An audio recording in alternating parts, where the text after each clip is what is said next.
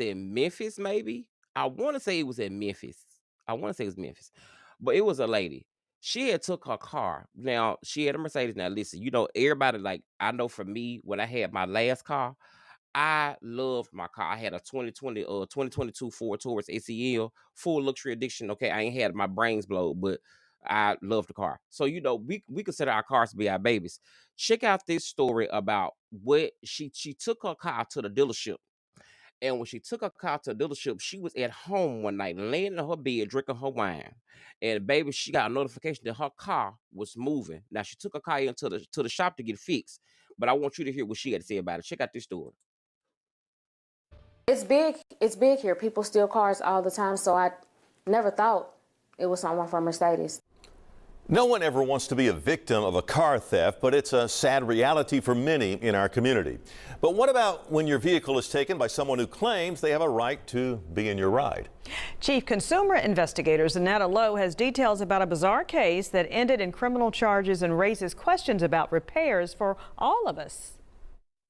Her nickname is Onyx. I love cars. Kimberly Porter is one of those people who doesn't play about her ride. She keeps it clean, takes care of it. But back in December, she ran into some trouble with her C300 AMG. I got bad gas. I got gas and my car started idling on the interstate. That was the second week of December. Porter's car was towed to Collierville Mercedes and was still in for repair more than a month later on January 16th when she noticed something strange. I was at home in the bed and got a notification from my GPS that my car was moving. Porter said she didn't think much of it. Maybe something was wrong with the app. That's until she received another notification. But it started moving at 7:00 p.m.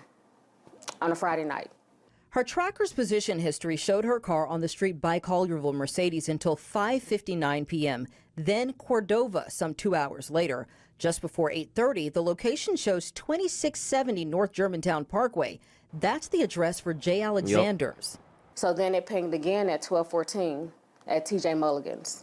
And that's when I got up out of the bed and drove to TJ Mulligan's in my loaner vehicle. And my car was sitting there. Baby, she wasn't playing. You got up out Baby, of she your was bed not playing. after midnight. Yes. What were you thinking as it's pinging? I'm thinking somebody stole my car from Mercedes. In the parking lot of TJ Mulligan's on Houston Levee, roughly 14 miles away from Mercedes-Benz of Collierville, Porter sees her car. She used the spare key to unlock it, then called police. They unlocked it, asked me if a coat that was inside. Now I'm gonna say this right quick. I'm gonna pause between this. Now, you got to be a real dummy. Now, me being a Memphian, I'm originally from Memphis. If you don't know, I was born in Mississippi. Memphis, technically, my stomping ground, right? That's my home. Memphis raised me, and whatever. But to be from Memphis, let me tell you something. When you meet a black woman from Memphis that's educated and she got a newer, nice car, baby, you have better luck trying to file false paperwork with the IRS than getting past this black woman about her car. Okay, you have better chances of going to AT&T with Carter B credit card that got playing on this woman right here. No, she ain't playing. She ain't playing. She ain't playing. Check this out. Asked me if a coat that was inside was mine. I said no, so they took it out, and the gentleman's ID was inside of the coat pocket, his passport. That's when Porter said she got her first clue about who was driving her car. One of the police officers was like, I know this guy. He works at Mercedes. And I instantly got pissed. Because that's when reality set in. It wasn't a thief who'd stolen her car from the dealership after all, but rather someone at the dealership who'd taken her car. So you're telling me that there's a worker at Mercedes driving my car? So they forced me to get back in my loaner vehicle. I had to sit there until they went inside to bring him out, and they brought him out in handcuffs. Porter said the technician told police he had permission to drive her car, but she says when MPD called the service manager, he said that wasn't true. He said, no, he's not supposed to be in your car. And so I said, yes, I would like to press charges, and that's when they arrested him. Derek Wynn was detained by Memphis police until Collierville police arrived to take him to jail, where he was booked and charged with theft of property. I take my car to the dealership because I trust the dealership, but this is where I'm at. At 1 o'clock in the morning, I'm sitting outside TJ Mulligan's because he's outside joyriding on a date with somebody else in my car. and drinking, according to court records obtained by WREG. The Wow. CPD officer wrote Derek Wynn was intoxicated when he was taken into custody as he had the odor of intoxicating beverages emanating from him. God forbid he had a wreck or kill someone.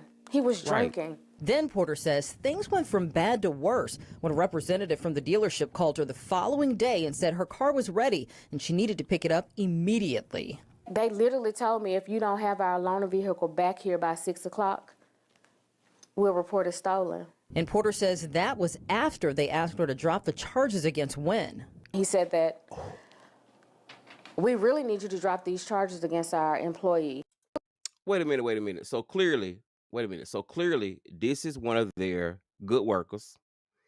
Her car, if you just coming in, her car was stolen by one of the workers at Mercedes.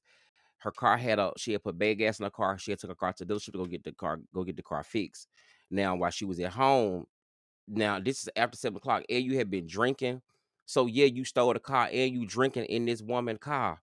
Yes, I'm pressing charges. What the hell you mean? And then my thing is this: knowing her, that car right there, she got that car finna be paid off. Because I mean, she got a case to me. We really need you to drop these charges against our employee. He's a really good kid. It don't matter whether he's a good kid. He stole your car. I said, excuse me?